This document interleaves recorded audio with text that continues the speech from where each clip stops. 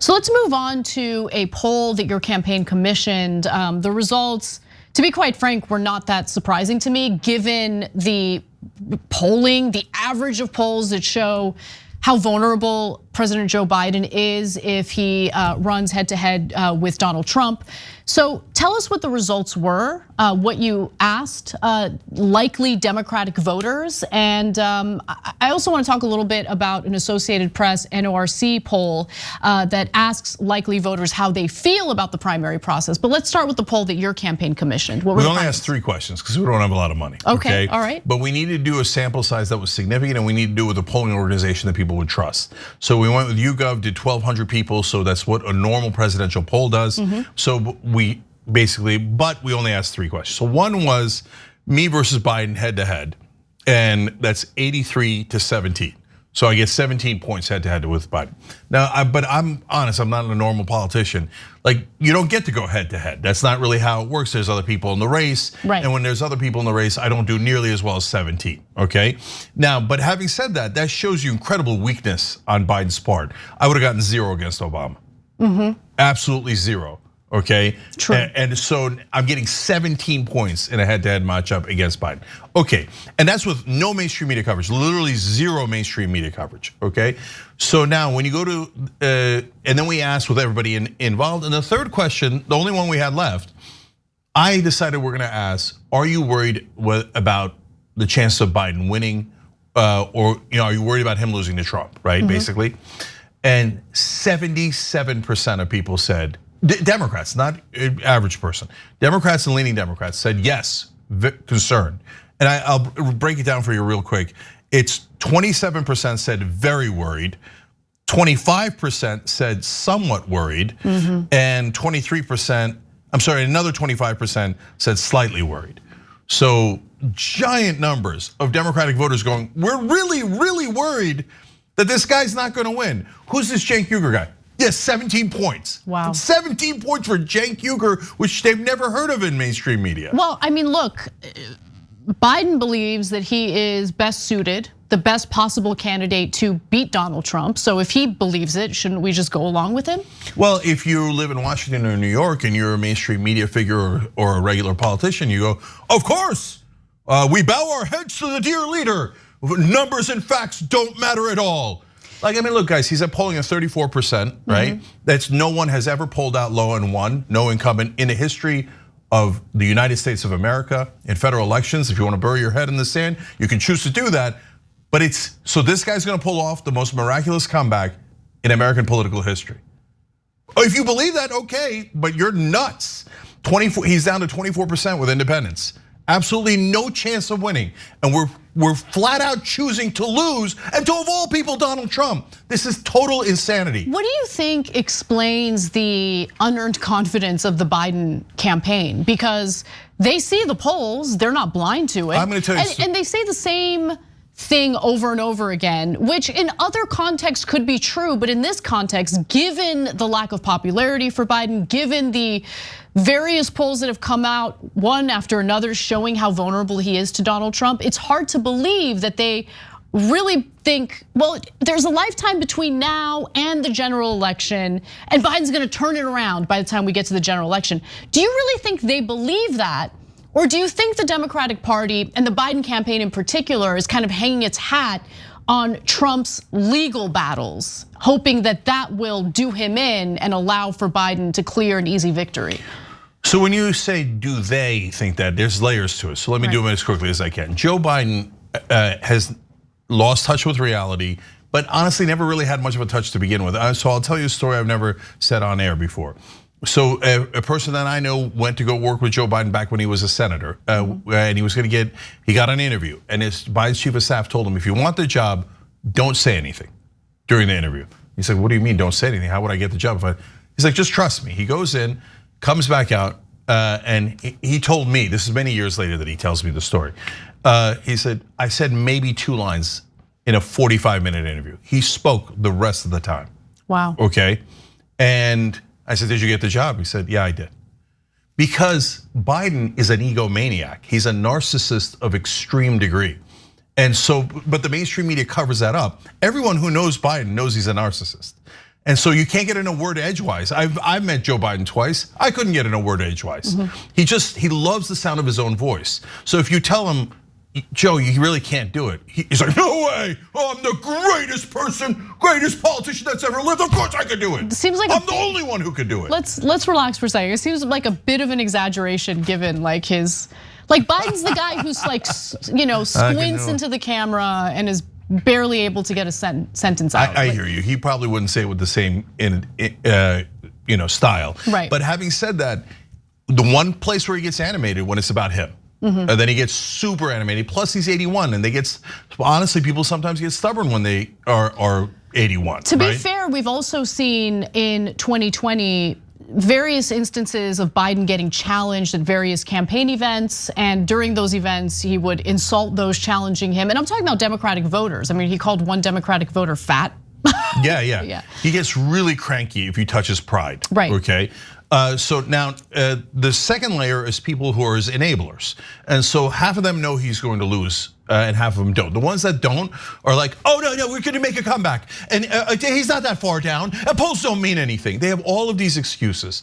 They go through them one by one to delude themselves. He's the only one who's ever beaten Trump. Well, what does that mean? That doesn't mean anything. The Steelers beat the Cowboys back in the 1970s. That doesn't mean a goddamn thing. How are they doing today, right? But they get themselves to believe, and their number one problem that for them is they think, well, every election is 50-50 now. No, he's losing every single swing state. If this keeps going, he's gonna get beyond the swing states and lose other states. We're in landslide territory.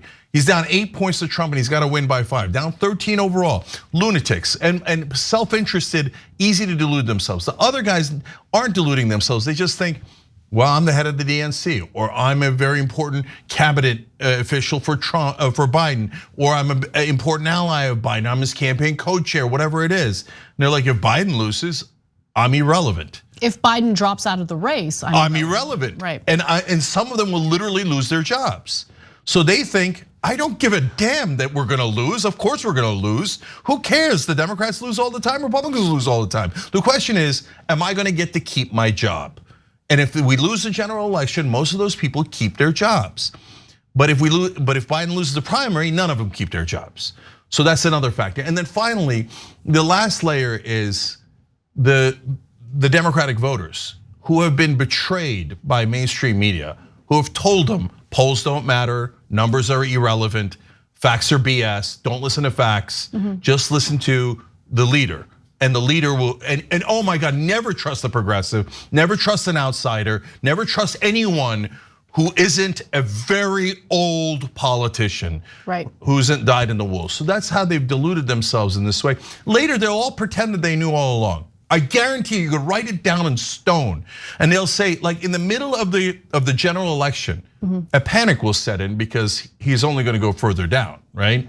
And then they'll go, how did we get into this mess? How come somebody didn't warn us? And then we'll, like me, James Carville, Bill Maher, some people that I don't agree with, Axelrod, Marianne Williamson, will throw up our hands and go, we told you 100 times and you yelled at us. You sent John Fetterman to go yell at us. Fetterman's now going around yelling at anyone who dares to challenge Biden. He went after James Carville today. I know, we're gonna talk about it on the show later, but I'm sure it's gonna work out real well for Fetterman by basically mocking the very people who helped him get elected in the first place. But let's move off of him. I don't wanna waste time talking about Fetterman in the context of this interview. I do wanna just say though that, it's interesting because there seems to be this rejection of the polling. There seems to be a rejection of allowing a robust primary, a Democratic primary to challenge Biden.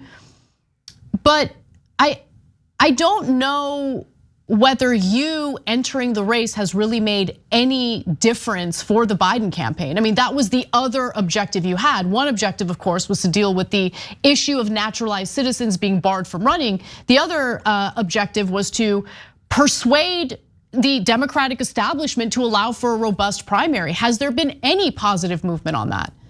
The only thing that is, there's two things that are positive, right? Not about the primary system, that's the bureaucracy, and the bureaucracy will not move if the leaders don't move, okay?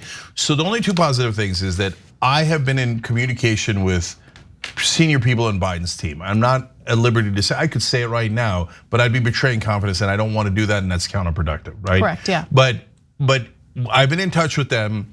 They are perfectly aware and have made the case to Biden that I am making, okay? Okay. So that's why I'm positive it's Biden who's being intransigent. Wow. It's Biden himself who's like, no, I'm the greatest. And I'm the only one who could beat Trump. That's why he said it the other day. That's why he reflexively said, I'm the only one who could beat Trump, okay? And so- That's crazy. But at least we got through to them, okay? That's number one. And number two, look, overall in the media, now it's split. Now a quarter of the media, a third of the media, including some mainstays, like I just said, Carville, Barr, Axelrod, on MSNBC and CNN are saying, I'm not sure he's gonna win, and I wish he'd step aside so we can get a stronger candidate. Like, is it still possible to push that boulder a little bit more so it rolls down the hill? I think it is still possible. It's not gonna be possible after a while, after the elections start, right?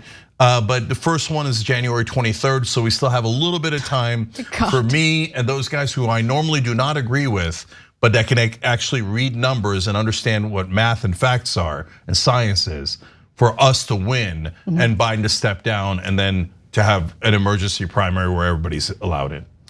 Well, Cenk, unfortunately we're out of time, but I'd love to have you back on soon to give us some more updates. I also want to tell the audience a little bit about the town hall that you're doing. You're gonna be doing a weekly town hall called Join In with Cenk, and you're inviting viewers to join in the town hall later that day.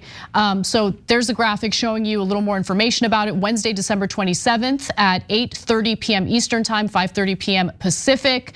Do you want to tell the audience a little more about this town hall? Yeah, so look, you're gonna go through the QR code obviously, and or that URL. But if you go to my website, cenkforamerica.com, and you send an email, we'll send you an email on directions on how to get into that. It's including today at 5:30 Pacific, 8:30 Eastern. And what I'm gonna do, what I started last time, and what I'm gonna do with the town hall today is get us to all act together.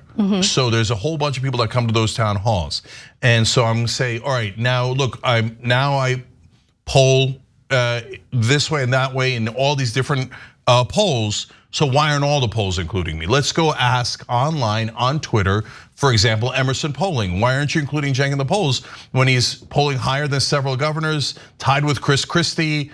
So why are you discriminating against him? And so on that topic of discrimination, we don't have time here. I know you're out of time, but I'm gonna talk about it more on the town hall and more next time with you, because this is the discrimination against naturalized citizens is the one thing that's apparently totally okay. Like everybody's cool with it. Haha, you guys aren't fully Americans, and we like to rub your nose in it.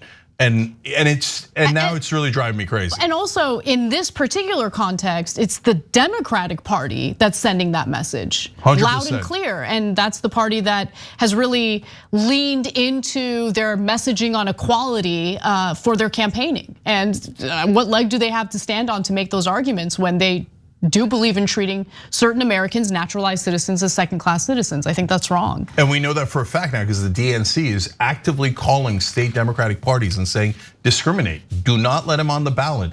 He's a naturalized citizen, so he's no good. He shouldn't have the same rights as us. Insane. 14th Amendment be damned. So cenkforamerica.com to support us, voice louder now, and we certainly need everybody to help to win on the civil rights issue as we go to court in South Carolina.